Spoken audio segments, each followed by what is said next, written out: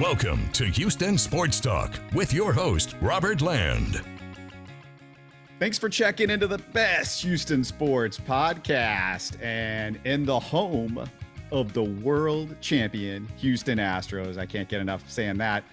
Joining me for a weekly Rockets visit is Rockets expert Frank from HTX Chop Shop. And Frank, I know you watch every second multiple times of the Rockets, but how much Astros do you watch? Oh man, you have to put me on the spot like that. Go Astros, but I am I think you know this. I'm a very casual baseball fan. I root for the home team, and I'm proud that they were able to get that victory. Great thing for the city. We needed it with the news of the mayor having with the cancer thing and all the stuff that's gone on in the city. I think it was a great boost for the city, but I'm a very casual fan. I mean, I watched some of the games. I probably watched like 4 innings in the whole playoffs. I'm the type of guy that I would watch a Rockets late game against some no-name team over a playoff baseball game. So I'm sorry, guys, but go Astros though. That's all right. And, hopefully the Rockets at least are watching some Astros because they're figuring out how to win, Right, how to build, how to, build a franchise into something much better. And Frank, lots going on with the Rockets. We got so much to talk about. One major Rocket player I want to start with who's made a significant jump from last year to this year, Alperen Sengun. And I just looked at his per 36 stats. They're eye-popping. I mean, really eye-popping. He's gone from 16.7 to 23.3 points per game, 9.5 rebounds to 13.4 rebounds, 4-point jump, a 4-rebound jump. He's dropped nearly a turnover a game, although his assists are down 1.5. So both of them have gone down a little bit. His field goal percentage, though, I mean, man, it's gone from 47.4 to 57.7, up 10%. His free throw percentage up 5%. What jumps out with you about Sengun? I think it's honestly, I haven't really seen much to say that he's better except the free throws. I think the game that he has now is pretty much the same he had last year. He's just more comfortable in it.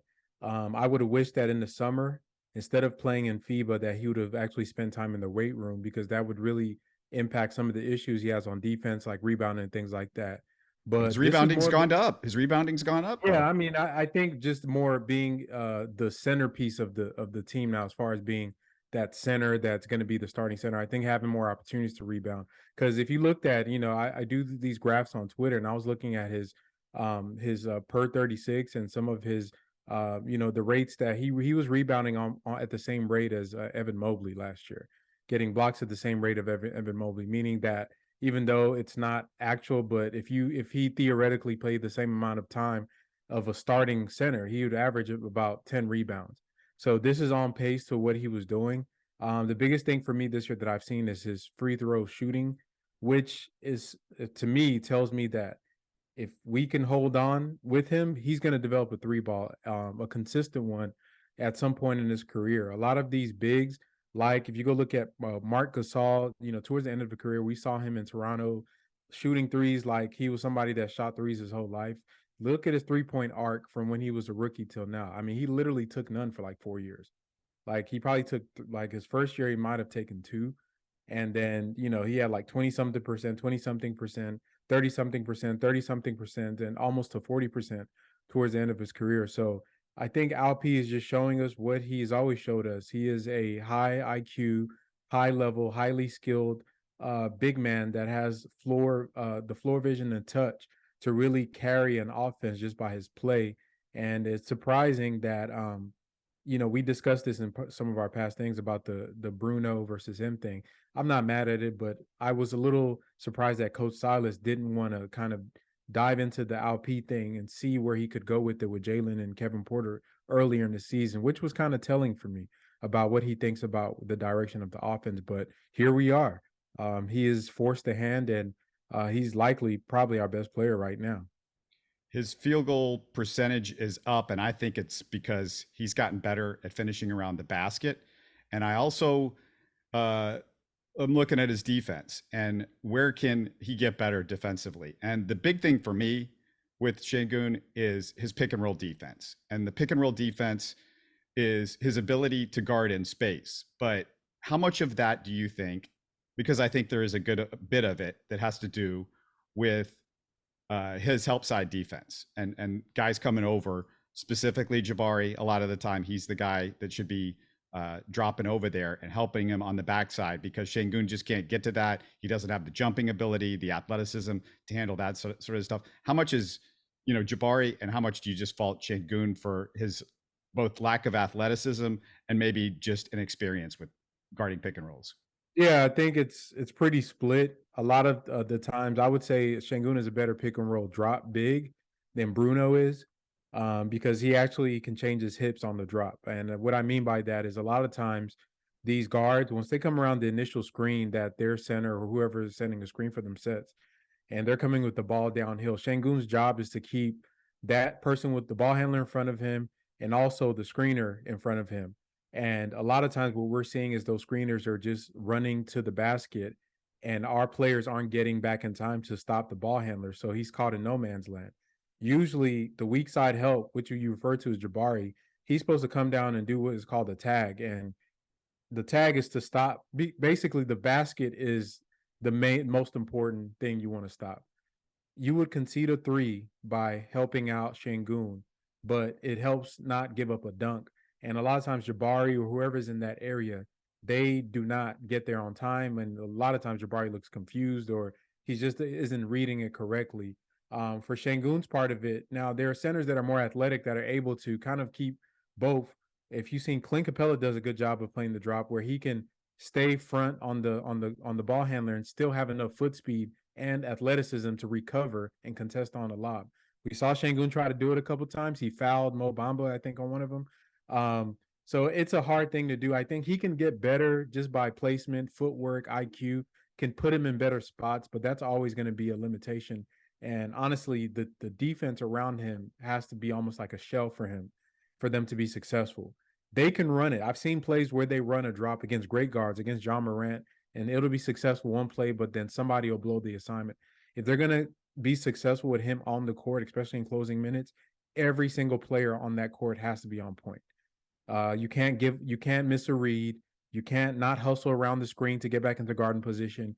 If your job is to come stop the big from rolling, you got to be there. If your job is to stun at the ball, you got to be there. But for our team, it's going to look ugly because we struggle on both ends. But I think as time goes on and hopefully Jabari gets better, Tari gets some play. I want to see that Jabari Tari on those wings. That length really helps out with a center like Sengun, and you could really kind of help out by putting better players around them that are better defenders. All right, let's get to Jabari because we've talked about him a lot already. But just a quick reminder to support the show, subscribe, and comment on YouTube. Look for our live Texans post-game shows with my co-host Sports Radio 610's Sean Bajani. And Frank, when I look at the Rockets roster, I love what the role players are right now, especially in the front court, which we can get to later. But you can't make a step forward as a bad team without your potential star players becoming stars. And maybe we should start thinking about Sengun as a star because he seems to be turning a corner at least a little bit. But the expectations are on Jalen and Jabari, of course. And by the way, those two are dead last on the team in plus minus. Now, you can say a lot about plus minus, but you don't want those two guys being dead last in that category. And last year, Jalen was dead last in plus minus on the team outside of Daniel Tice, who, was barely here. So Frank, let's start with Jabari, who has been terrible offensively. What's gone wrong with him? Seems like he came into a situation that he is not thriving in. And we saw this with Jalen Green. I like to remind people that when Jalen Green came into the NBA, he was quite literally, you talk about play, he had the worst plus minus for like a month and a half in the NBA. And he might have carried that on into the season. I think it was like minus like 300 and something. But he was literally listed statistically as the worst player in the league. And it's a pattern for Rockets new guys on the team. I don't know if obviously they have, part in it.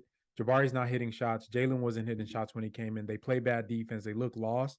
But at some point, you also have to ask, what is the coaching doing for that? It's one thing to just say figure it out when you're a guard and you get opportunities to dribble the ball like Jalen did last year, but Jabari's not a guard. Jabari is a dependent player that's always going to depend on the setup being set up for him by another player. And in our team, we don't have great setup guys. The only person I can think of that would be theoretically good for him is Sengun. Because Kevin Porter Jr., we know his struggles, even though he had a better game against Orlando. He still had 7 turnovers. Jalen Green, he's not the type of guy that's going to be able to see the full court. Knicks is barely an NBA player. So what Jabari's really, dealing with right now is that he gets shots and he's pressing on them. He gets shots and they're not in rhythm. They're out of some broken down play, and he's used to just a lot of catch and shoots. I think what they can do for him is actually be intentional about getting plays for him to be able to get him flowing in the game, and not this 5-out where, hey guys, go out there and just kind of play and see, let the game flow to you. He's a structured guy. He needs to be in a structured setting that can cater to his strengths. And I'm a bit disappointed in the lack of creativity that Steven Silas has showed in trying to get Jabari going as the 3rd pick in this year's draft. Yeah, you talked about maybe running specific type plays for him, number one.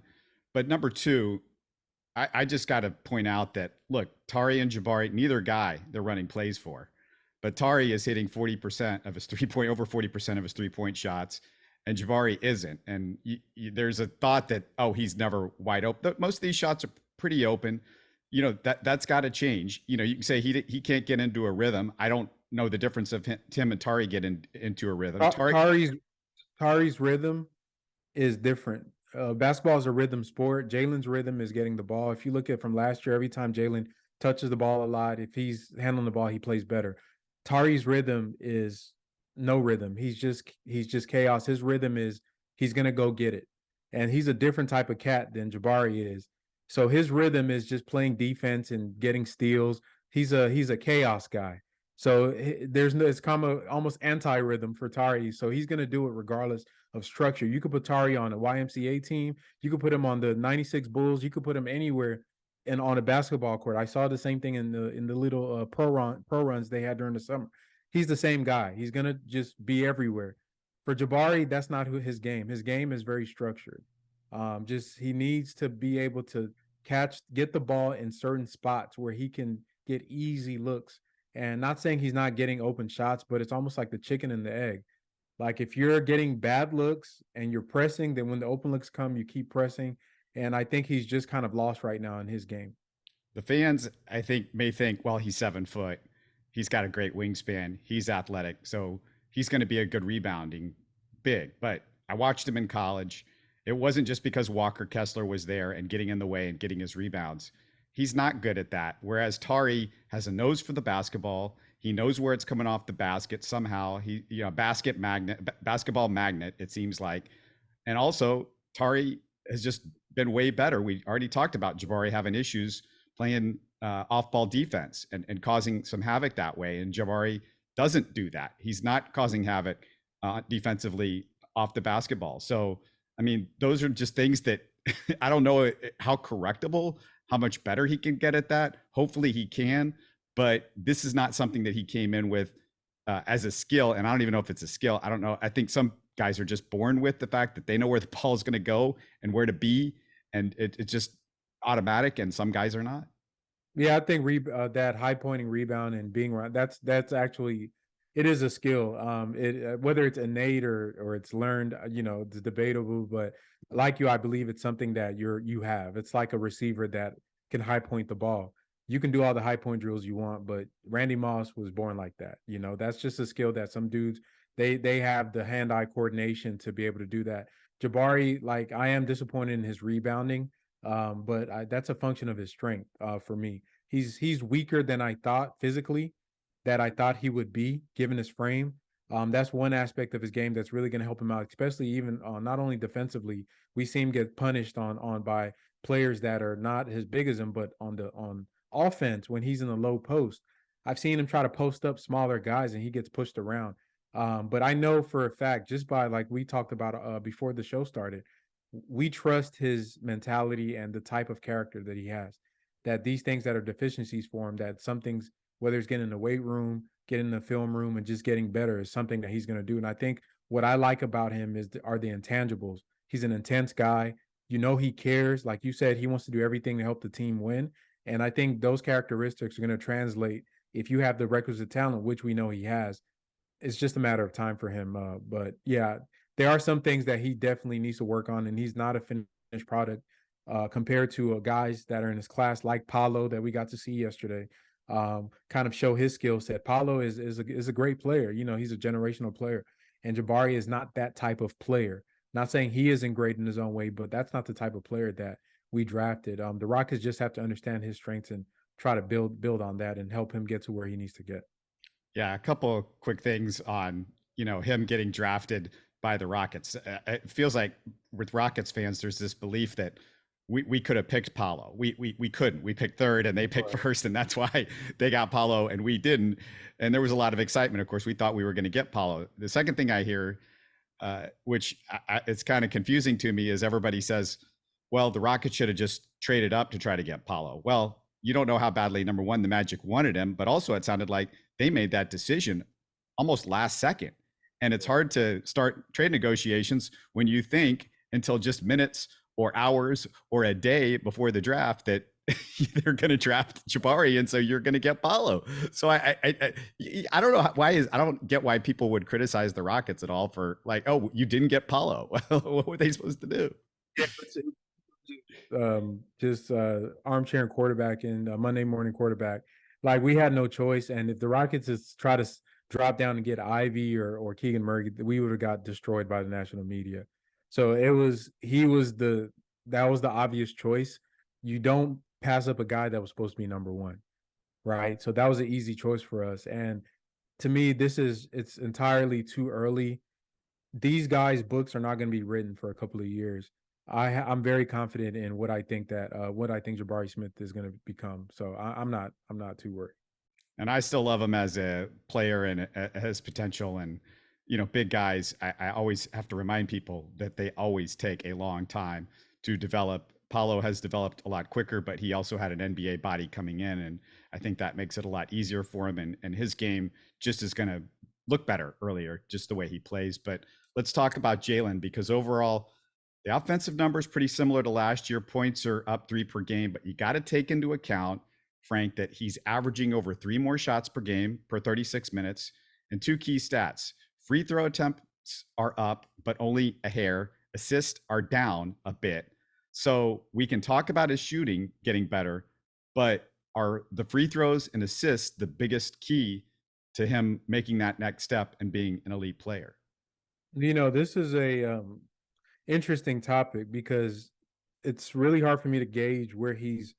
Obviously, we all know he's improved, but there are certain parts of his game that are kind of hard for me to gauge right now because, once again, goes back to the structure and how these guys are being used. I mean, I saw the quote or the interview, or I don't remember where it was, where Coach Silas was saying Jalen needs to be paired with one of Nick's or Eric Gordon when KPJ isn't on the floor so they could ball handle for him. Which to me is like, okay, once again, with the with the Jabari thing, like, okay, we're trying to develop a superstar. I don't know. This is not 1998. We don't have many just off guards that are just going to stand there and just catch at the elbow and shoot. He needs to have the ball in his hand to reach his full potential for us to see that development, to see how he does over the year. But our coach is saying, no, he doesn't need that. He wants him to just catch and shoot and then isolate once in a blue moon. I can't tell you, Robert. I feel like his passing, he's attempting passes. He had a sweet pass I don't know if it was a couple weeks ago or was that like last week? I forgot what game it was, where he just did like a little whip pass to a player that was under the basket that was so beautiful. He's attempting to do pocket passes when he's rolling. He turns the ball over a lot when he does them, but I like to see that. And this is the year that he needs to explore that part of his game. For him, the scoring is always going to be there. He scores effortlessly. So I'm going to park that to the side. He needs to be able to be the centerpiece of the offense, because I feel like what Kevin Porter is doing, Jalen Green, probably if he gets enough reps by the end of the year, he'd be able to do that, at least at baseline, just drive and kick. And with his shooting and his entire game, we need to get him there. So the assists, he's not getting the same opportunities, and he's been to his for me, I'm disappointed. Sometimes he gets a bit passive.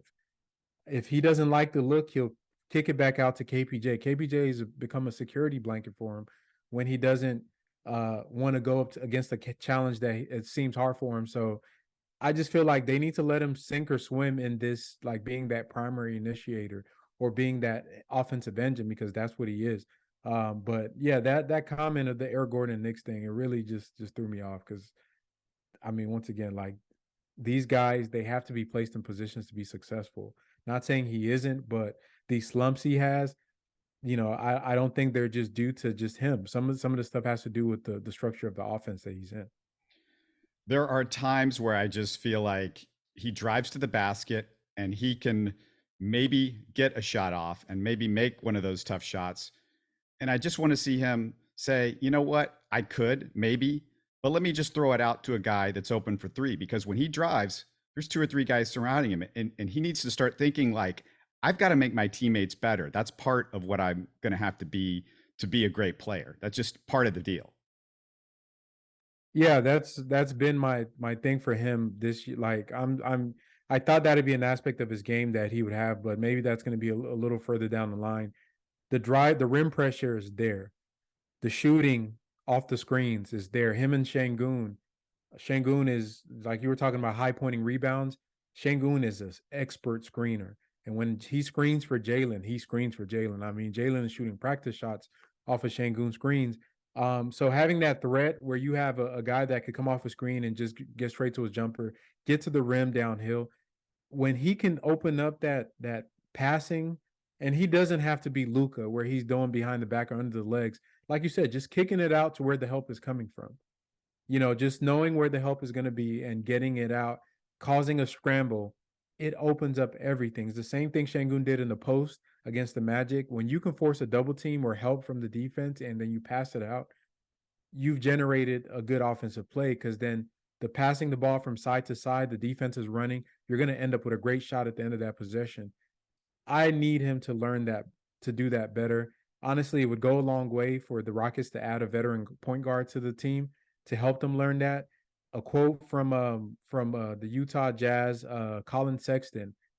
The reporter asked Colin Sexton, "Hey, your change of pace was really, really good this game. As a player that usually plays fast, how did you improve in that?" He said that Mike Conley has showed him so much about the game in the short time that he's been there, that he tells him about changing. Because Colin Sexton is like Jalen Green. He's a downhill, he's fast. We need that. John Wall, while he was here in those couple of months with those guys, you can go read. Even when Schroeder came, they were doing different things. The Rockets need to really look at their team as a whole and not just focus on, oh, we're going to tank for Wemby, so let me build a half-heart roster. They need somebody to teach Jalen Green how to make those passes, how to teach Kevin Porter how to do those, because they're just learning from each other. And, it's not, to me, you can accelerate a lot of their development if they can do that. There is a major logjam that's developing in the front court. And like I said earlier, the biggest bright spots this year are the Rockets role players. Eason, Garuba, Kenyon Martin, all playing great. Bruno was the starter to open the season. I mean, look at his numbers.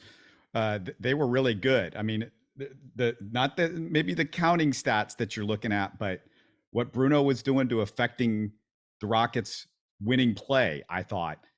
He only played 2 games, but still like the spot minutes. And then there's Jayshawn Tate, another guy to factor in who we haven't seen a whole lot.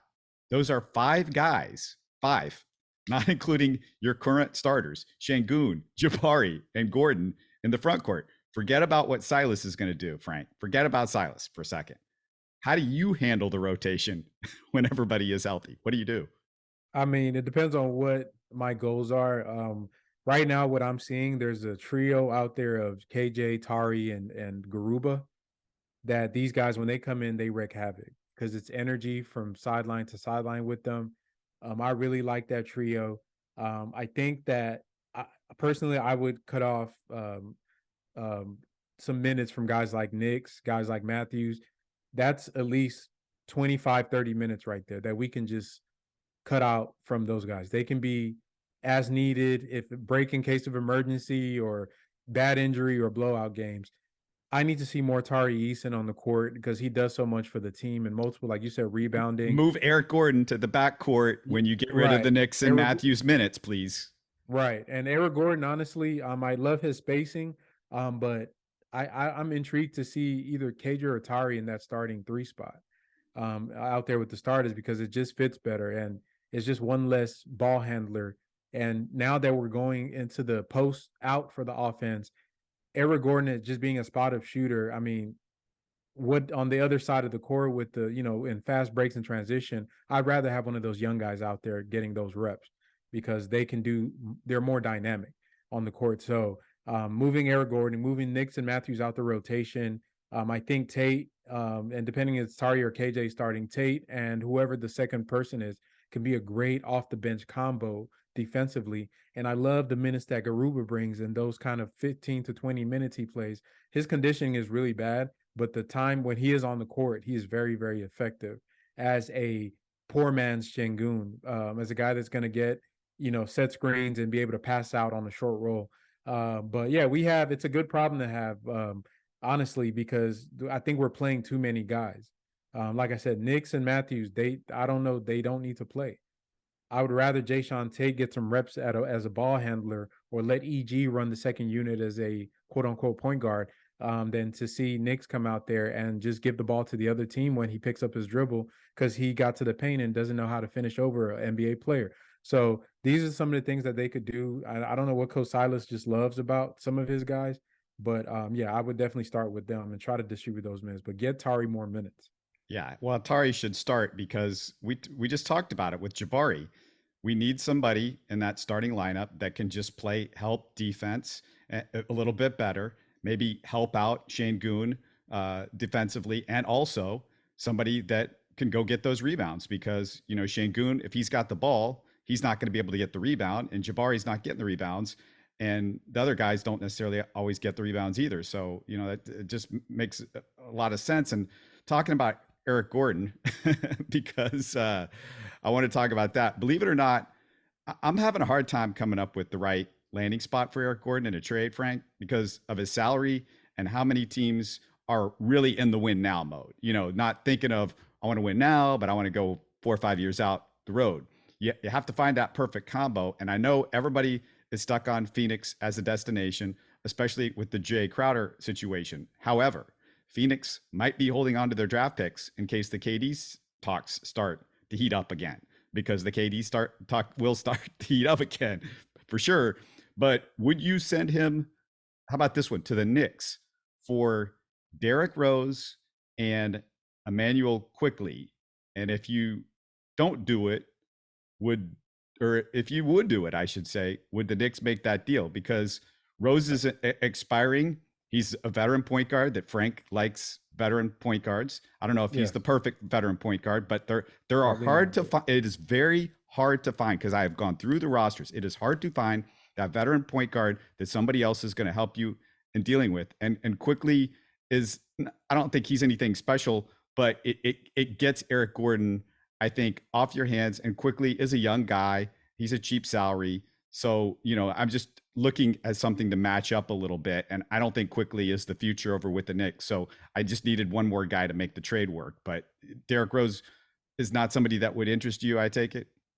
Not ideally. I would love Derrick Rose to be on this team because I feel like he could offer guidance and just advice and things. So that is a guy, but he is a upgraded version of what KPJ and Jalen are probably going to be as far as playmaking. He's not an elite playmaker.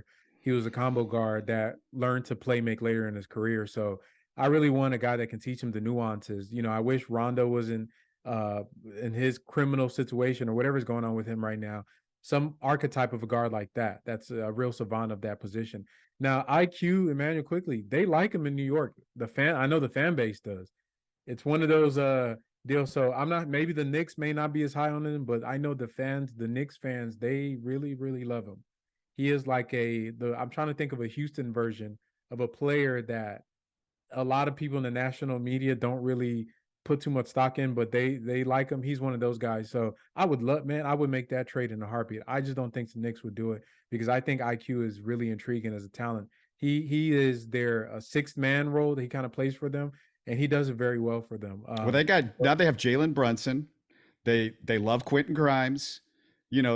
They've got some guys right now. There's starting to be a logjam for Quickly to be anything more than a sixth man. And I just feel like maybe you can convince them to make a trade like that. Frank, I just find it hard because I'm looking through the teams out there, and it's just really hard to find a match. I mean, I just go through team by team, what they've got, what their interests are. It's really, really hard. And like I said, Phoenix seems like the obvious because of the Jay Crowder situation.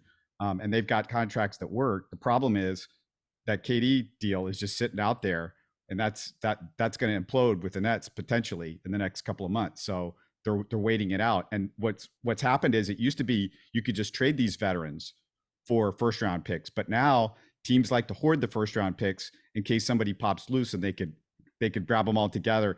And I think the Rockets potentially missed their chance to get a first round pick for Eric Gordon in the last couple of years. Yeah, I was gonna say we missed a couple of chances. Yeah, at this point, you're right. He's probably gonna be just a trade for like another player, and nothing in between as far as a first round pick. I think if Quigley's gonna be involved for a young talent like that, we may have to give up maybe not a first round pick. You'd have to sweeten it for them, because regardless of what you think, he is a prospect, and that has more value than the aging Eric Gordon. For me, I don't mind him on the team, just put him on the bench, but I don't know if they're going to do that. I think they need to move him for his sake. He looks like he's just probably just sick of playing here. I know Eric Gordon, we know what he looks like when he's primed, and he's probably going half speed right now. The worst thing that happened to the Rockets, I think, is the Jazz coming out of the gates hard, because Mike Conley is that kind of guy that you would want to bring in as a veteran point guard, and the Jazz do want to sell off. Yeah, the price went up on Mike Conley. The price went up on, and once the Jazz, and people are bashing them for being decent, they could still shut everything down and have a better odds than we do. But they have no interest in Eric Gordon, and you got to match salaries up, and Conley's making some money, and then it becomes a three-way trade. But like I said, the longer this Gordon thing takes, the longer you're just wasting time to work on Eason's game and KJ Martin's game and Garuba's, all these guys that could be playing instead of Eric Gordon. I think they'll shut him down by the deadline. Even though it is going to eat into their play time early, I think that they're going to try to move him this year for sure, because the contract forces it. They have to extend him at some point or move him.